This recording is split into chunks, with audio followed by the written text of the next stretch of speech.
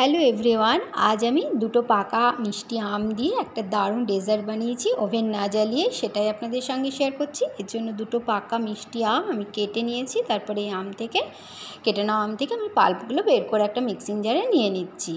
আমগুলো একটু মিষ্টি হতে হবে, তাহলে চিনিটা ব্যবহার করার প্রয়োজন হবে না। তো আমি আমের যে দুটো পিস সেগুলোর থেকেও নিয়ে নিলাম, আটি থেকেও নিয়ে নিলাম। এবারে এই যে পাল্পগুলো আমি মিক্সিতে একটু ঘুরিয়ে নিচ্ছি। মিক্সিতে আমি আমের পাল্পটা এরকমভাবে ঘুরিয়ে নিয়েছি। এবারে একটা বাটিতে আমি নিয়ে নিচ্ছি 4 চামচ হুইপিং ক্রিম পাউডার। এই হুইপিং ক্রিম পাউডারটা এটাতে মিষ্টি দেওয়াই থাকে, তার জন্য জন্য আর আলাদা করে চিনি দিতে হয় না। তো আমি এই হুইপিং ক্রিম মিষ্টি যে পাউডারটা হয় ওটা নিলাম 4 চামচ, আর নিয়ে নিলাম হাফ কাপ মতো দুধ। তারপরে এটাকে খুব ভালো মতো মিশিয়ে নিয়েছি।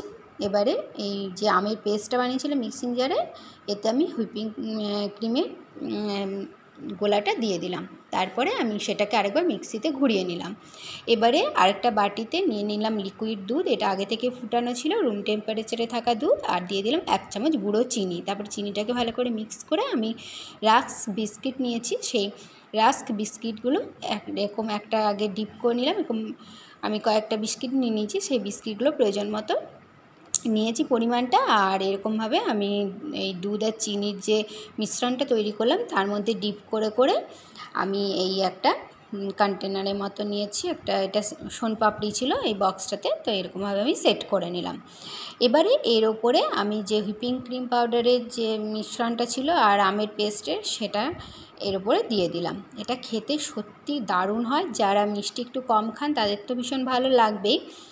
আর আলাদা করে আমি চিনি ব্যবহার করিনি, শুধু এই দুধেই 1 চামচ চিনি দিয়েছি। এবারে একটা লেয়ার দিলাম, তার উপরে আরেকটা লেয়ার দেবো। এর জন্য আবারও আমি এরকমভাবে রাস্ক বিস্কিট দুধের চিনির গোলাতে ডুবে এরকমভাবে সেট করে দিচ্ছি। তো এটা একটা ভাঙা ছিল, সেটা এরকমভাবে আমি সেট করে নিয়েছি। এবারে আবারও আমি আমের পেস্ট আর হুইপিং ক্রিম পাউডারের যে মিশ্রণটা ছিল মিক্সিতে ঘুরিয়ে নিয়েছিলাম, সেটা এর উপরে দিয়ে দিলাম। এবারে চামচে করে ভালোভাবে আমি এটাকে ছড়িয়ে দিলাম, স্প্রেড করে দিলাম। এবারে আমি কিছুটা আমের পিউরি তুলে রেখেছিলাম। সেই আমের পিউরিটা দিয়ে জাস্ট একটুখানি আমি দেখতে ভালো লাগবে বলে কালারটা বা ডেজার্টটা, সেজন্য এরকমভাবে আমি একটু আমের পিউরিটা চামচে করে দিয়ে দিচ্ছি। তো এটা খেতে সত্যি অসাধারণ লাগে। আর এটা সবাই বানাতে পারবে, আর চট করে বানানোও হয়ে যায়।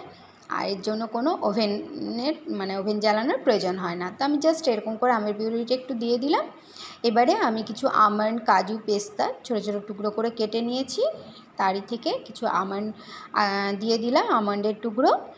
তারপরে পেস্তার টুকরো দিয়ে দিচ্ছি, কাজু বাদামের টুকরো দিচ্ছি। এরপরে যে পেস্তা আমি কেটে রেখেছিলাম ছোটো ছোটো, সেগুলো আমি দিয়ে দিচ্ছি। ড্রাই ফ্রুটসগুলো নিজেদের পছন্দ মতো দিলে ভালো লাগবে। তো এরকমভাবে আমি রেডি করে নিলাম। এটা দেখতে যতটা টেম্পটিং হয়েছে, খেতে কিন্তু দারুণ দারুণ লাগে। আমি একটা তুলে দেখাচ্ছি সার্ভ করে প্লেটে। আর এটা আমি ফ্রিজে কিছুক্ষণ রেখে দিয়েছিলাম, তাতে আর একটু ঠান্ডা হয়ে যায়, আরও ভালো সেট হয়ে যায়। তো ফ্রিজে রেখে কিছুক্ষণ ফ্রিজে রাখার পরে ঠান্ডা বের করে ঠান্ডা সার্ভ করলে, ফ্রিজ থেকে বের করে, বেশ দারুণ লাগে খেতে। তো এটা ভীষণ সফটও হয়ে যায়। তো আপনারা একবার হলো বাড়িতে ট্রাই করবেন।